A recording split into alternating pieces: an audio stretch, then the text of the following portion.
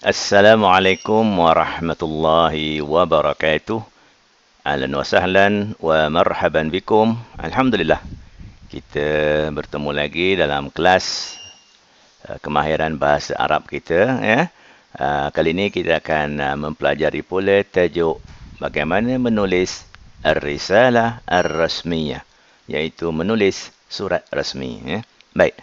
Jadi pertama kita lihat takrifnya dulu, kepahaman kita tentang Ar-Risalah Ar-Rasmiyah, iaitu Ar-Risalah Ar-Rasmiyah wasilatu ittisalin bainal mursil wal mustaqbali rasmiyan, iaitu surat rasmi ialah sebagai satu cara atau jalan atau kaedah ittisalin, perhubungan antara al-mursil.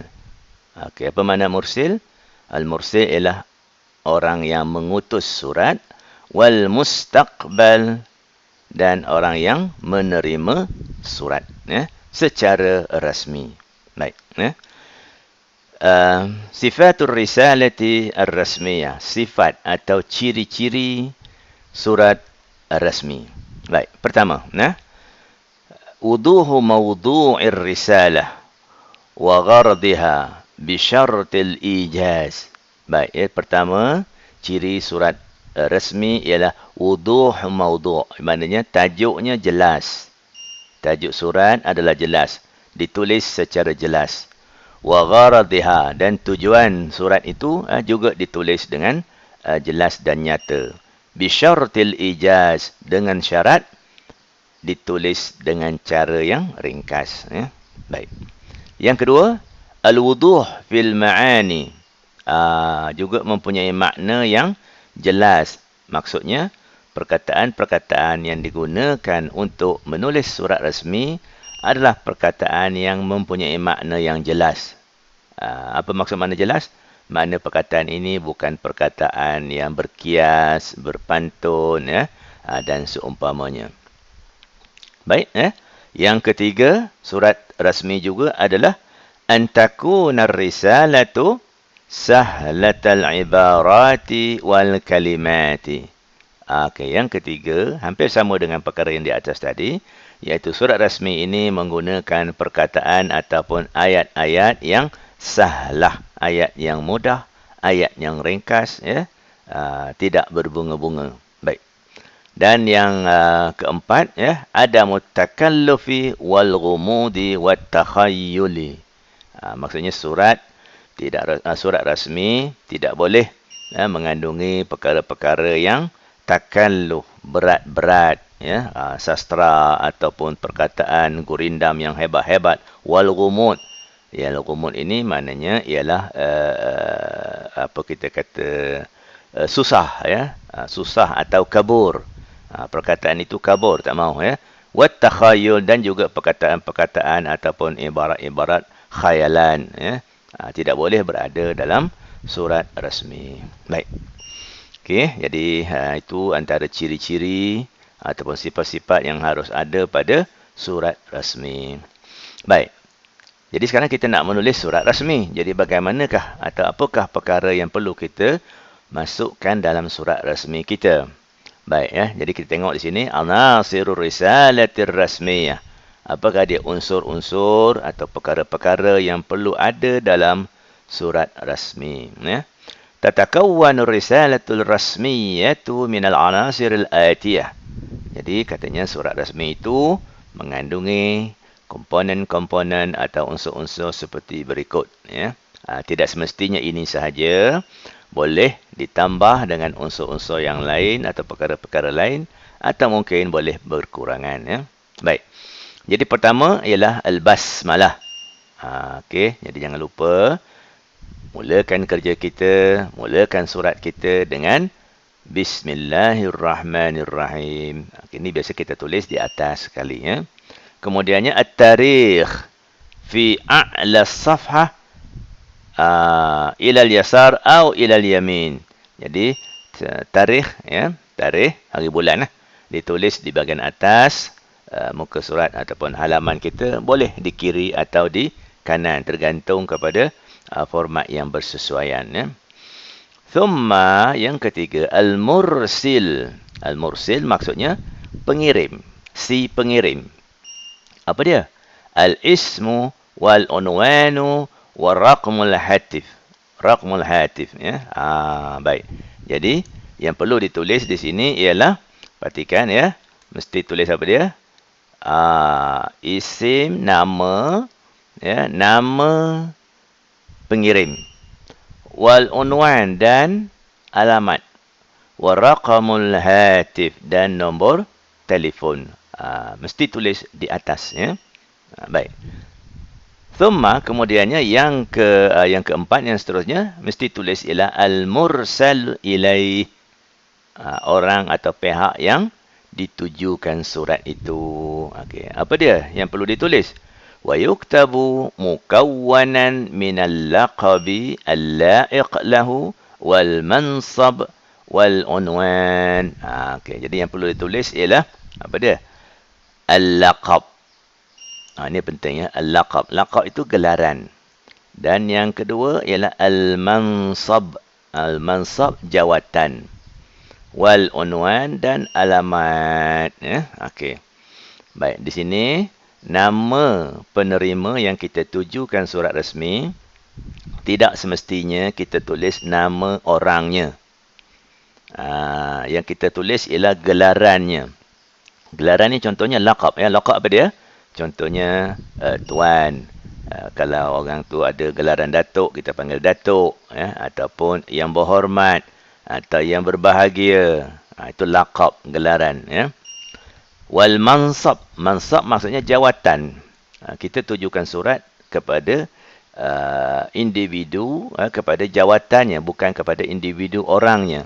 Jadi kita tak perlu tulis nama, kita tulis jawatannya. Contoh, kalau kita menulis surat kepada cikgu ataupun guru besar atau pengetua di sekolah, kita akan tulis laqabnya ialah yang berbahagia. Okay, kepada yang berbahagia. Siapa?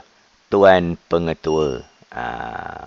Mungkin kita tahu namanya, tetapi tak perlu ditulis ya. Nama individunya tak perlu ditulis. Yang perlu ditulis ialah jawatannya. Baik ya. Wal unwan dan alamat lah. Jadi kalau kita tulis tadi kepada yang berbahagia, tuan pengetua. Unwan, okey, sekolah lah ya. Sekolah menengah sekian-sekian. Baik ya. Itu yang keempat. Yang kelima ialah at-tahiyyah. Okey, ucapan salam, selamat pagi ataupun assalamualaikum, salam sejahtera dan sebagainya. Baik ya. Dalam bahasa Arab kita boleh tambah perkataan berikut ya. Iaitu apa dia? Wa yumkinul al-faslu baina at-tahiyyati wa mawdu'ir risalah bi kalimah amma ba'du atau wa ba'du. Jadi ini menjadi budaya dalam penulisan surat ya. Apabila selesai ungkapan-ungkapan awal ya, menyatakan nama kita, nama penerima, alamat dan salam, sebelum masuk kepada isi bicara, maka ditulis dulu perkataan amma ba'du. Baik ya. Okey, kemudian seterusnya ialah maudhu'ur risalah. Tajuk surat. Apa itu tajuk surat? Hiya jumlatun qasiratun tu'abbiru an gharadir risalah. Iaitu satu statement, satu ayat pendek yang menjelaskan, yang menggambarkan atau menyatakan tujuan surat itu ditulis atau dikirim ya. Jadi kena ditulis satu ayat ya. Ringkas, jangan panjang, mungkin satu baris, paling panjang pun dua baris ya, yang menggambarkan itulah tujuan utama surat tersebut diutuskan ya. Baik. Seterusnya ialah al-gharadu. Okey, ini tujuan. Jadi ini lebih detail lah. Kalau yang pertama tadi di atas ni kita tulis maudhu' ya. Kemudian di bawahnya kita tulis pula al-gharad. Okey, jadi perkara-perkara yang nak kita nyatakan dalam surat kita, maka kita tulislah di sini ya. Al-gharad apa dia? Wa al-hadafur ra'isi al-hadafur ra'isi min ar-risalati wa fihi yakunu at-tafsil lil mawdu' wat tawdih ya. Jadi di sinilah kita katakan tadi surat kita ya, kandungan surat kita itu dinyatakan dengan lebih jelas, ya. Okey, jadi mungkin boleh apa? Kita buat nombor, ya, 1, 2, 3 atau seterusnya, ya. Okey, jadi di sini kita nyatakanlah al-hadaf, tujuan yang kita maksudkan. Wa yajibu an yatamayyaza bi tartibil afkari tartiban mantiqiyan mutarabitan, ya. Jadi susunan perkara-perkara yang nak kita nyatakan itu seharusnya disusun mengikut susunan yang logik yang betul lah. Perkara yang penting, perkara yang kedua kurang penting, dan perkara yang paling kurang penting ditulis yang ketiga atau yang keempat, ya. Jadi secara tertib, tersusun, logik, ya, mutarabitan, dan perkara yang sama berkaitan. Bukan kita tulis perkara lain yang baru. Baik. Al-Khatimah, baik penutup. Ini pun biasa dalam mana-mana surat ada penutup, ya. Iaitu al-juz'ul akhir minar risalah, wal khatimatul jayyidah hiya allati tunhi al-mawdu'a bi tariqatin mantiqiyah. Jadi penutup seeloknya, penutup itu adalah bersesuaian dengan isi kandungan yang telah kita sampaikan, ya. Baik. Kemudiannya at-tahiyatul khatimah. Okey, ada juga tahiyah lagi sekali kita mengucapkan salam, sebelum berpisah, iaitu wa takunu fi nihayatir risalah bi ibaratin qasirah. Jadi ayatnya juga ringkas, pendek, ya. Seperti contohnya taqabbalu tahiyatina ataupun salam ataupun seumpamanya. Contoh tahiyah yang akhir, ya, yang lain-lain ialah seperti walakumut tahiyyatu wal ihtiram, atau sekurang-kurang kita menyebutkan jazakumullahu khairan atau khairal jazaa. Baik, ya. Jadi dan terakhir sekali ialah jangan lupa at-tauqi'. Tauqi' itu penting kerana tauqi' disertakan dengan nama, wa yashmulu ismal mursil, dan tanda tangan berserta dengan nama pengirim ditulis sekali lagi, ya. Wa unwanahu wa tauqi'ahu itu mungkin tak perlu lagi lah, ya, kerana kita telah menulis alamat kita di bahagian atas di permulaan tadi, ya. Baik. Jadi seterusnya, okey, itu saja berkenaan dengan cara menulis surat rasmi, secara ringkas. Okey, baik, di sini saya datangkan contoh, ya. Contoh surat rasmi, ya. Jadi tengok di sini di atas kita ada tulis basmalah, ya. Kemudiannya ada tarikh, kemudian nama pengirim, ya, beserta dengan alamat dan nombor telefon. Itu mesti, ya. Kemudian kepada siapa ditujukan surat ini, gelarannya, panggilan mesranya atau panggilan hormatnya, As-Sayyid Al-Muhtaram, ya. Kemudian nama apa? Nama jawatan, mansab, ya, nama jawatan, bukan nama orang, nama jawatan, Raisul Kuliah, Mudirul Madrasah. Okey, contohnya. Kemudiannya alamat penerima. Okey, kemudiannya kita ada juga tahiyah sebagai ucap salam, selamat pagi, assalamualaikum, salam sejahtera. Kemudiannya kita tambah satu ungkapan atau satu uslub gaya bahasa, amma ba'd. Amma ba'd. Baik. Kemudiannya disusuli pula di sini contohnya ialah tajuk.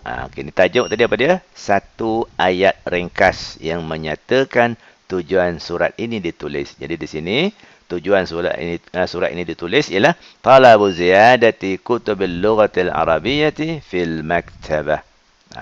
Itu tajuk. Kemudian al-gharad. Tujuan surat ini dihuraikan atau diterangkan dengan lebih detail, ya. Jadi saya menulis surat ini tujuannya kerana perkara-perkara berikut dan seterusnya. Baik, ya. Kemudiannya sampailah kepada pengakhiran, iaitu kita buat penutup wa tafaddalu biqabuli at-tahiyyah wa syukran wa jazakumullah. Kemudiannya tanda tangan pengirim, iaitu at-talibul mukhlis, kemudian nama, dan di sini adalah tanda tangannya. Baiklah, itu saja penerangan ringkas berkaitan dengan bagaimana cara menulis surat resmi, sama ada kepada pihak pentadbir, kepada syarikat, atau kepada mana-mana pihak yang kita rasakan kita perlu mengutus surat kepada mereka. Baiklah, sekian saja setakat ini. Kita berjumpa lagi dalam pertemuan siri yang akan datang. Atrukum fi ri'ayatillah wa jazakumullah khairal jaza. Wassalamualaikum warahmatullahi wabarakatuh.